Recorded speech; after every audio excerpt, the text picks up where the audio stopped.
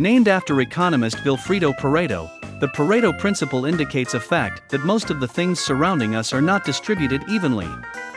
Generally, 80% of outcomes are coming from 20% of the causes, and the remaining 20% of the outcomes are coming from the remaining 80% causes.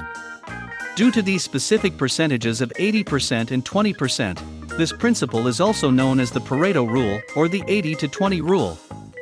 In our daily life, you may find lots of things will follow this rule. For example, in a company, 80% of the profits are generated by 20% of the customers. 80% of the sales are coming from 20% of the employees. In a project, 80% of the total time is spent on 20% of the outcome. 80% of the investment returns are from 20% of the transactions, etc.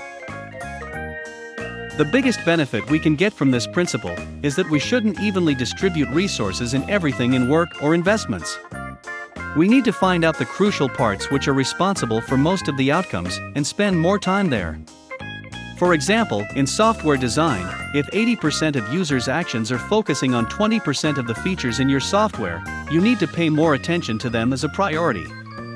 In investments, a rule of thumb to construct an investment portfolio is to follow the 80-20 rule for the less volatile investment in high-risk investments, which means that 80% of the portfolio assets should be used to invest some lower-risk investments such as treasury bonds and index funds, while the remaining 20% funds can be invested to some growth stocks.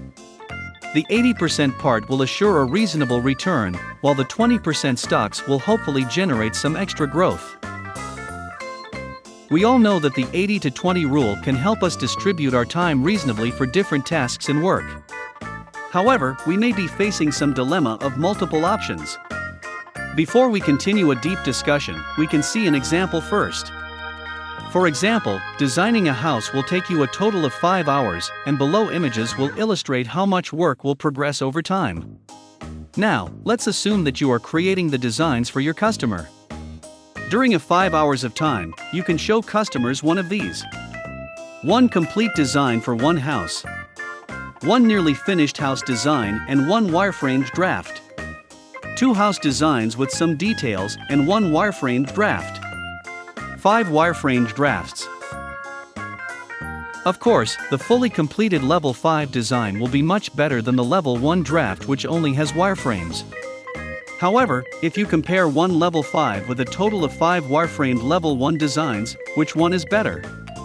For example, if your customers are still not sure what their new house would look like, in this case, presenting a number of wireframe drafts might be a better option for them because they can pick up their favorite ones from the list.